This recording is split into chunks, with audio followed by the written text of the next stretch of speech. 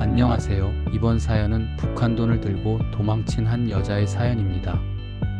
시작 전 구독과 좋아요 부탁드리며 계시는 곳에 행복과 감동이 가득하시길 바랍니다. 얼어붙은 강 위로 바람이 미친 듯이 몰아쳤다. 11월의 압록강은 이미 반쯤 얼어 있었고 달은 구름 사이에서 보였다 숨었다 했다. 나는 숨을 삼켰다. 어깨에 맨 가방 속에서 종이 부스럭거리는 소리가 났다. 10억. 북한 돈 10억 원이 들어 있었다. 그 종이 뭉치가 나를 살릴 수도 있고 죽일 수도 있었다. 지금이야.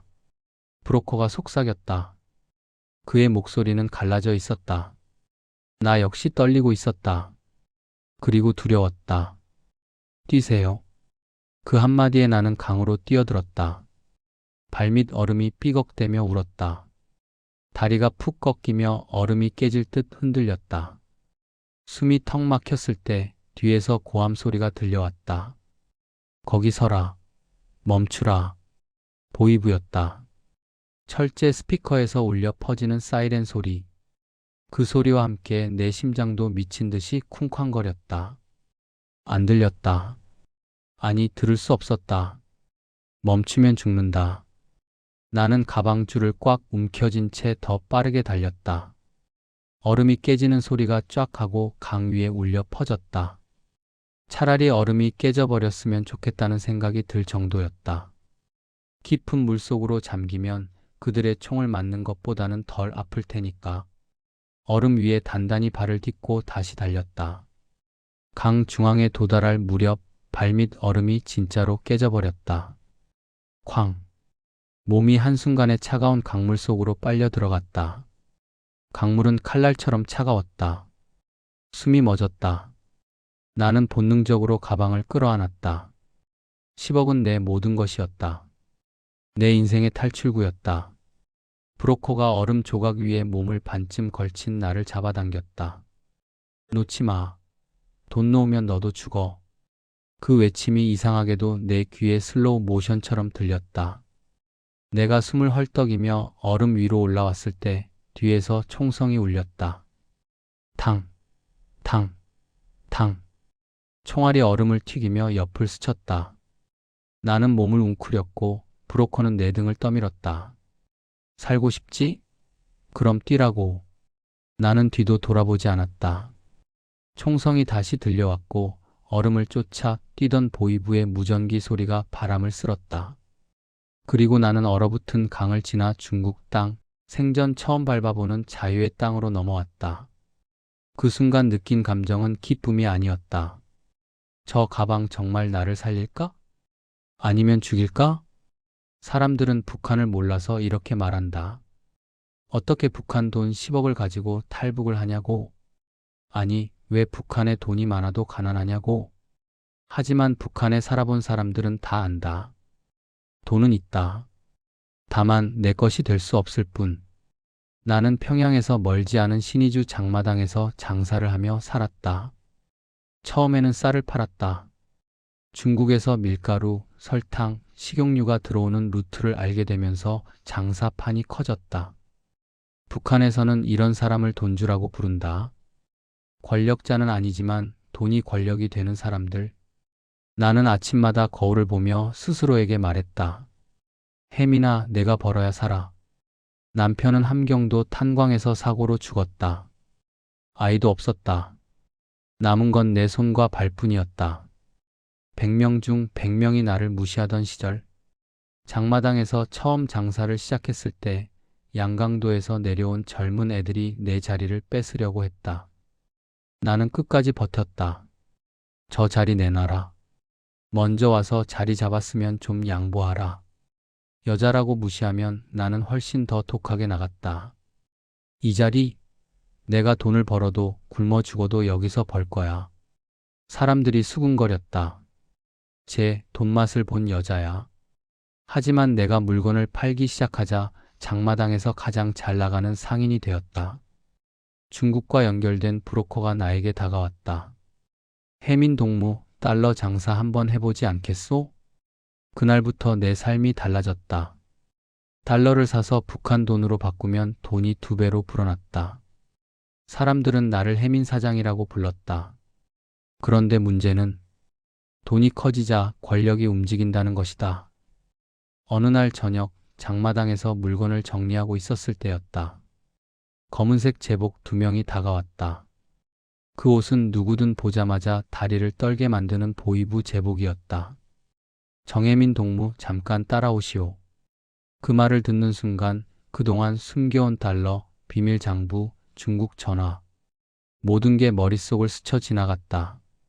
끝났다. 보이부 사무실은 차가웠다. 형광등이 깜빡였고 벽 한쪽에는 고문 흔적이 남아 있었다. 나는 의자에 묶인 채 신문을 받았다. 중국 브로커와의 거래 기록이 다 있다. 그들은 내 서랍을 뒤져 비밀 장부를 찾아냈다. 심장이 내려앉았다. 정혜민 동무 선택하시오. 협조하면 살려주고 아니면 가족까지 잡아놓겠다. 그 순간 나는 깨달았다. 이 나라에서 돈은 죄가 되고 성공은 죽음이 된다. 하지만 보이부는 나를 바로 감옥에 보내지 않았다. 나에게 거래를 제안했다. 우리에게 돈을 가져오시오. 정확히 북한 돈 10억. 나는 물었다. 그 돈을 가져오면 살려준다는 말입니까? 해민 동무가 얼마나 충성하는지 지켜보겠다는 거지. 나는 그 말을 믿는 척하며 고개를 끄덕였다. 그리고 그날 밤 집으로 돌아와 침대에 누워 속삭였다. 나를 보내? 아니, 내가 여기서 나갈 거야. 살아남으려면 보이부가 원하는 그 10억을 먼저 손에 넣어야 했다. 나는 다시 장마당으로 나갔다. 그리고 다시 사람들을 속이고 속았다. 달러를 북한 돈으로, 북한 돈을 다시 물건으로, 물건을 다시 현금으로. 그렇게 딱 6개월 만에 북한 돈 10억을 만들었다. 하지만 그 돈은 보이부에게 줄 돈이 아니었다. 그건 내 자유를 사는 돈이었다. 10억을 가지고 탈북하는 게 가능하다고 생각했냐고? 하지만 죽기 싫었다. 살아야만 했다. 그날 밤 나는 브로커를 찾아갔다. 중국으로 가야 해. 그리고 한국으로. 브로커는 내 눈빛을 보고 말했다. 보이부에 잡히면 끝이오. 그래도 괜찮겠소? 나는 웃었다. 난 이미 끝났어. 얼음이 깨진 뒤에도 숨은 가쁘게 차올랐다. 차가운 물기운이 폐를 애는 것 같았고 온몸은 얼어붙은 듯 무감각했다. 브로커의 손이 내 팔을 잡아당겼고 나는 마지막 힘을 다해 얼음 위로 올라왔다. 그러나 그 순간 멀리서 들려온 것은 보이부의 고함 소리와 더해진 총성뿐만이 아니었다. 브로커의 눈빛이 달랐다. 그 눈빛 속에는 무언가가 있었다. 탐욕, 두려움, 그리고 계산. 놓지 마. 돈을 놓으면 모두 죽어. 그가 소리쳤다. 나는 가방을 더 움켜쥐었다. 가방 속의 뭉치들은 이제 내 목숨과 직결된 계약서였다. 그날 밤 우리는 중국 쪽 강변의 허름한 헛간으로 숨었다. 브로커는 무언가를 계산하듯 내게 속삭였다. 해민 동무, 여기까지는 옳은 건 잘했소. 문제는 앞으로요. 보이부는 돈의 흐름을 추적할 거요. 우리가 나눌 그리고 안전한 루트를 만들 필요가 있소. 나는 고개를 끄덕였다. 그 말을 들을 때마다 가슴은 더 조여왔다. 내겐 이미 잃을 것이 너무 많았다. 장마당에서 쌓은 명성도, 숨겨놓은 친구도, 그리고 무엇보다도 살 권리였다. 며칠 후 우리는 국경 마을의 작은 여관으로 들어갔다. 브로커는 나를 다른 방에 숨겨두고 자신은 장부 정리를 한다며 나갔다. 나는 가방을 품에 꼭 끌어안고 떨고 있었다. 그때 여관 문이 살짝 열리며 누군가 들어왔다. 발소리는 가볍지 않았다. 곧이어 나는 목덜미 뒤쪽으로 차가운 손이 닿는 느낌을 받았다. 너 움직이지 마. 낮은 남자 목소리. 보이부였다. 그들의 얼굴은 어둠 속에서도 선명했다. 브로커의 표정은 굳어졌고 그가 내게로 와 무릎을 꿇었다. 사실은 제가. 그의 목소리는 애처롭기보다 처절했다. 그때 나는 모든 것을 이해했다. 브로커가 나를 팔아넘긴 것이었다. 보이부와의 거래, 배신의 대가로 자신과 가족의 안전을 사는 대신 나를 희생양으로 삼았다. 보이부는 포박근을 꺼내 나의 손을 묶었다. 돈을 어디 숨겼냐? 그들의 질문은 가혹했다. 나는 혀끝이 마비되어 제대로 대답하지 못했다. 하지만 그들은 내 눈빛에서 무언가를 읽은 듯 했다. 그날 밤 나는 구타와 협박 속에 무너져 갔다. 가방의 위치를 말하라는 압박이 이어졌다. 나는 끝까지 침묵했다. 아니, 침묵하려 애썼다. 그건 단순한 침묵이 아니었다. 그것은 내가 마지막으로 남긴 자존심이었다. 며칠 후 나는 겨우 풀려났다. 그러나 집으로 돌아가는 길, 나는 내가 이미 다른 사람이라는 것을 깨달았다. 내가 잃은 것은 단지 물질적 가치뿐만이 아니었다. 사람들에 대한 신뢰, 나 자신의 평온, 그리고 삶의 방향마저 흔들렸다. 장마당 사람들은 나를 다른 눈으로 보았고, 나 역시 그들을 다른 시선으로 보았다. 보이부에게서 풀려난 뒤 브로커는 조용히 내게 다가왔다. 그의 눈빛은 공허했다. 해민 동무, 우리가 다시 한번 시도할 수 있어요. 이번엔 계획을 바꿨소. 더 안전하게. 그의 목소리는 떨렸다. 그러나 나는 그를 믿을 수 없었다. 그는 이미 나를 팔았고 그 배후에 얼마나 많은 손들이 움직이는지 나는 보았기 때문이다. 나는 혼자 결정하기로 했다. 더 이상 누군가의 손에 내 운명을 맡길 수 없었다. 내가 직접 움직여야 한다. 그래야만 내 자유가 보장될 것 같았다. 밤이 오면 나는 가방을 다시 열어 돈을 세었다. 푹한 돈이지만 중국에서 바꿀 수 있는 물건으로 환전할 수 있다는 것을 알고 있었다. 그러나 중간 과정에서 누군가를 통해서만 안전하게 이동할 수 있었다. 브로커 없이 혼자 하려면 위험이 2배였다. 그리하여 나는 밤의 어둠을 타고 움직이기 시작했다. 작은 어선 하나를 구해 중국 땅 가까이로 이동했다.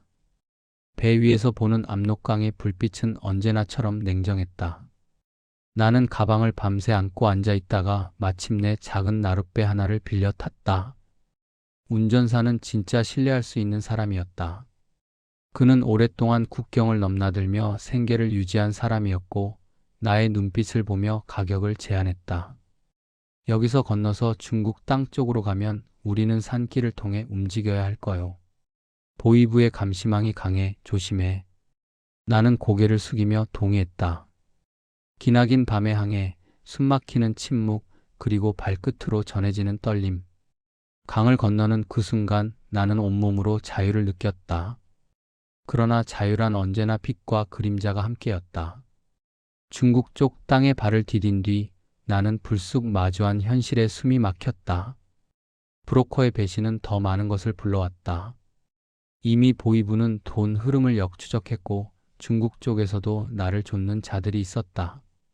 누가 내 돈을 노리는 건지, 누가 나를 보호하려 드는 건지 분간이 되지 않았다. 그때 한 중국인 중개인이 다가왔다. 그는 조용히 내게 속삭였다. 이 돈은 내가 여기서 관리하기 어렵다. 일부만 가져가고 나머지를 다른 통로로 분산시켜라. 나는 그 말대로 일부 돈을 따로 숨겼다.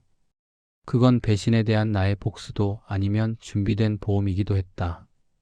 만약 누군가 나를 또 팔아넘긴다면 적어도 일부는 내 것이어야 했다. 며칠 후 나는 국제적인 탈북 루트를 통해 한국으로 가기 위해 움직였다. 다리 및 지하 통로, 시골 농가의 헛간을 거치며 숨막히는 긴 여정이 계속되었다. 그 과정에서 나는 사람들의 얼굴을 보았다. 어떤 이는 동정했고 어떤 이는 탐욕을 드러냈다. 나는 돈을 들고 있었지만 동시에 항상 돈 때문에 위험에 처했다. 먹고 자고 숨 쉬는 모든 순간이 계산으로 가득했다. 그러던 어느 날 내가 믿었던 한 사람, 중국 중개인이 갑자기 모습을 감췄다. 그가 남긴 것은 빈 종이 쪽지 하나뿐이었다. 너의 안전이 우선이라 했지. 그러나 그 문장 뒤에는 무엇이 숨겨져 있었는지 나는 알 수 없었다. 결국 나는 선택했다. 더 이상 타인의 약속을 기다리지 않겠다. 내 손으로 내 길을 열겠다. 한국으로 가는 마지막 관문에서 나는 또다시 선택의 갈림길에 섰다. 돈의 일부를 포기하고 빨리 가는 길, 아니면 돈을 지키며 더 위험한 루트를 택할 것인가? 나는 잠시 멈춰 서서 가방을 쳐다보았다. 10억. 내 모든 것을 상징하는 숫자. 그러나 삶은 숫자만으로 설명되지 않았다. 내가 원하는 것은 단지 안전한 삶, 그리고 사람이 살아갈 수 있는 최소한의 존엄이었다. 나는 결국 일부 돈을 포기하기로 했다.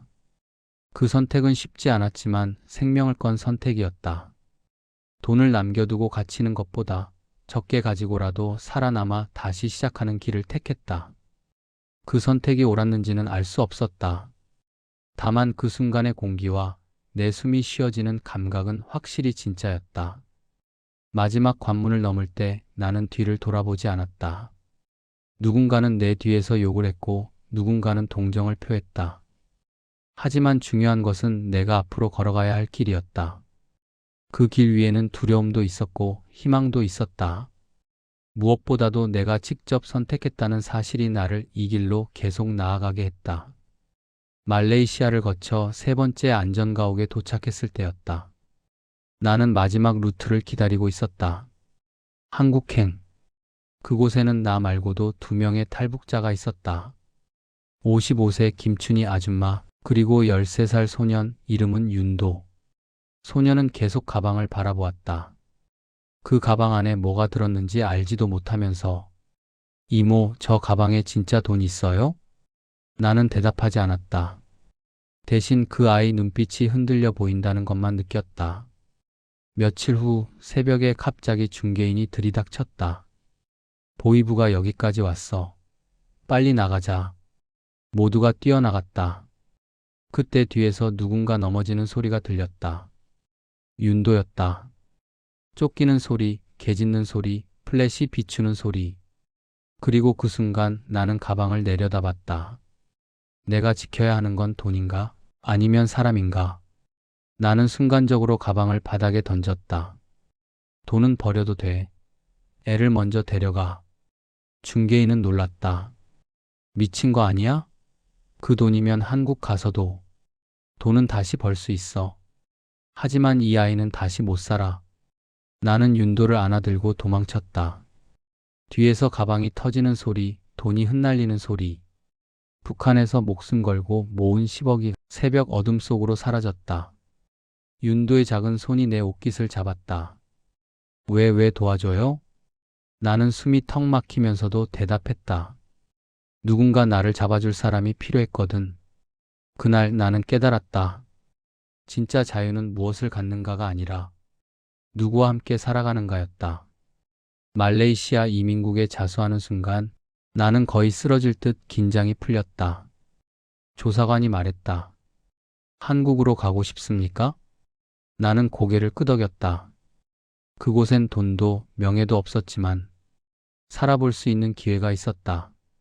그리고 비행기에 오르는 순간 나는 마지막으로 북한 쪽 하늘을 바라보며 속삭였다. 용서할 건 용서하고 버릴 건 버린다. 돈보다 중요한 건 살아남고 숨쉬고 누군가를 사랑할 수 있는 자유였다. 한국에 도착한 지 1년. 나는 국화가 놓인 작은 테이블을 바라보며 커피를 마셨다. 그리고 서류 한 장 위에 사인했다. 정혜민.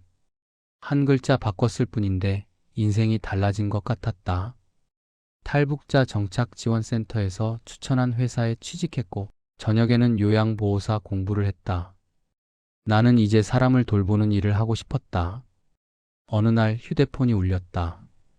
이모, 학교 급식에서 김치 나왔어요. 진짜 맛있어. 윤도의 목소리였다. 그 아이는 보호가정에서 지내며 학교를 다니고 있었다. 밥은 잘 먹고? 응. 근데 이모는 언제 와? 나는 웃으며 대답했다. 조금만 기다려. 이모가 집도 마련하고 데리러 갈게. 전화를 끊고 나서 나는 오랫동안 울었다. 북한에서 단 한 번도 흘리지 못했던 눈물. 그때 깨달았다. 10억으로는 살 수 없었던 것이 있었다. 사람, 관계, 사랑. 나는 이제 돈을 가지고 있지 않지만 그 어떤 것도 부럽지 않았다. 그리고 간호학원 마지막 수업이 끝난 밤, 강의실에서 나오는 길목. 새하얀 눈이 조용히 내리고 있었다. 나는 하늘을 올려다보며 속삭였다. 이제야 자유를 산 느낌이야. 누군가에게는 10억을 잃은 여자일지 몰라도 나에게 나는 10억을 버리고 자유를 얻은 여자였다. 사연이 괜찮으셨다면 구독과 좋아요 눌러주시고 댓글로 계시는 곳을 적어주시면 감동을 전달해 드리겠습니다.